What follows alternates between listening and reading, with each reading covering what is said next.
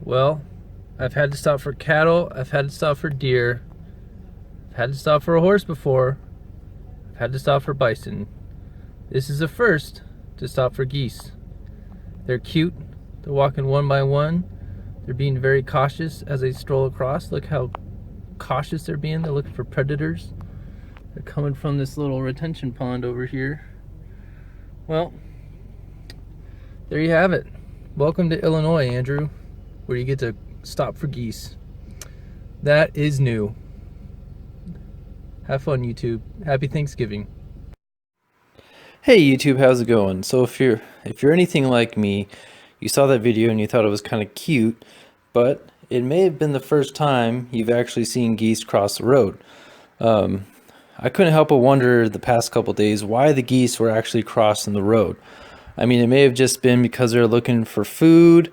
Maybe they're just looking for some nice slugs to chew on, or maybe they're just being little arrogant fowl. So who knows? But I mean, really, I couldn't help but think that the bigger question is, why do Canadian geese migrate thousands of miles each year in the winter? I mean, I've known birds well enough that I've always thought it was just because of the weather patterns going from a colder place to a warmer place. But it turns out there's a lot of different reasons. I mean, being from Southern California, I saw the geese and I just thought they were cute. But avian migration or bird migration is pretty fascinating for two reasons. The first is, how do geese even know when to go? And secondly, how do they know where they're going each and every single year? I mean, how do the little young geese know what the older geese know? I always thought it was just learning by watching, observing the older geese. But we do know the paths of these different migratory species are pretty predictable. Anyone like myself who's taken some sort of flight lessons for piloting or flying aircraft, they know about these because of the avian hazard advisory system. But why and how do these birds migrate? So I've looked it up, and I've discovered that the why behind bird migration, there's a couple reasons. First, they're often just searching for food. As the seasons change, the bird's food often gets depleted. And often, sometimes it could be for predator reasons, but usually it's because their food is depleted, so they need to move on and look for more food. Another reason is just reproduction. Geese want to travel to a safer area or a warmer area so they can lay their eggs. So another thing is, how do these geese migrate? So there are actually a multitude of ways. So birds can actually use their sight to see major landmarks. I mean, that's kind of anyone who's flown knows that there's major landmarks that you can use to navigate. But they also have sensory organs, which are pretty fascinating. And these sensory organs respond to the magnetic field of the Earth. And I remember when I was in pilot school and navigator school, I always thought that was kind of interesting, because when you fly an aircraft, you navigate basically through the Earth's magnetic field. Now nowadays they have GPS, but that's besides the point. Birds navigate because of the Earth's magnetic field.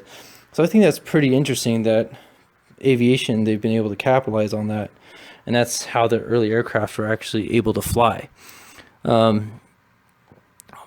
the cool thing is, I was actually curious why birds know, or when they know to start migrating, and it's kind of really simple. A lot of scientists think they know when to start just based on the shortening or the lengthening of the days.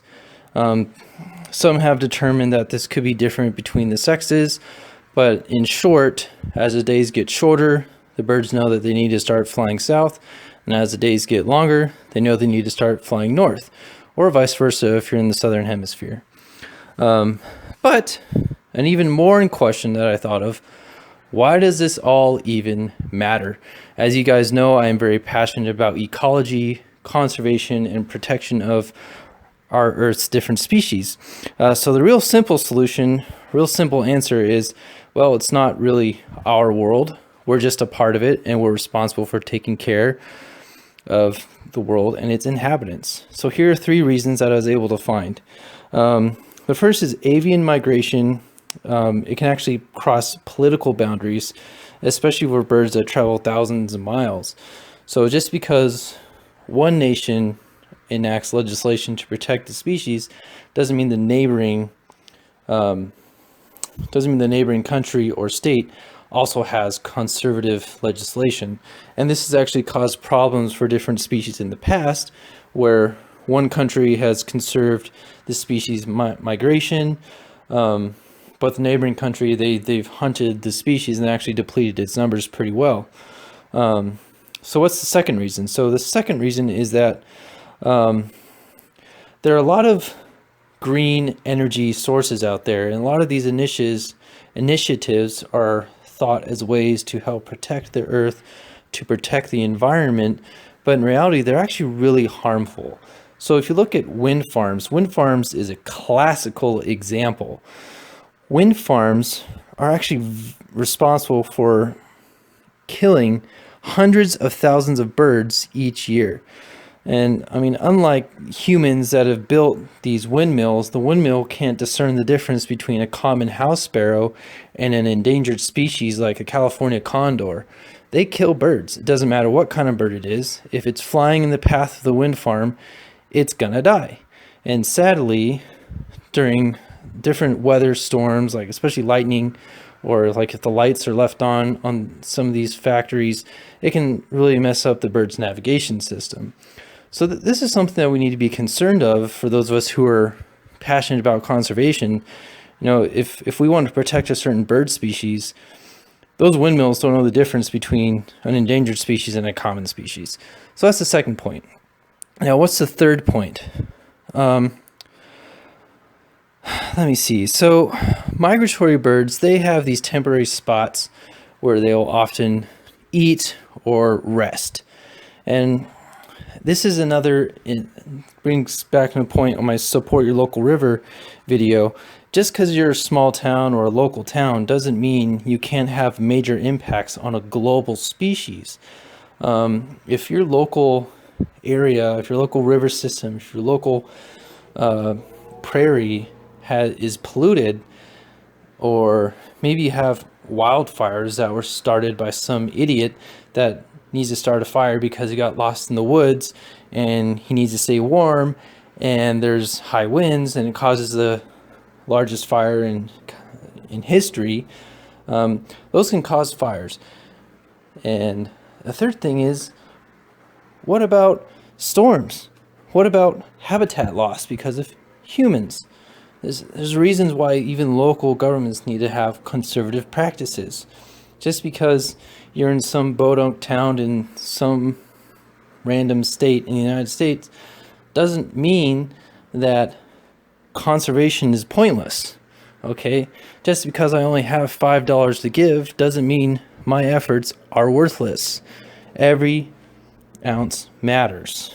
Okay? So that's really the gist of my video. Ultimately, why are these geese crossing the road? Why were they? Ultimately, we don't really know. They're probably hungry. But anyways, I hope you've learned something today about migratory processes of birds. If you liked the video, hit that thumbs up button. If you're passionate about conservation, if you're passionate about pets, if you're passionate about gardening, if you're passionate about forests and nature in general, hit the subscribe button. Look forward to more videos. I look forward to spreading my passion to the greater community. After that, happy Thanksgiving, everyone. I hope you enjoy your meals and time with your family.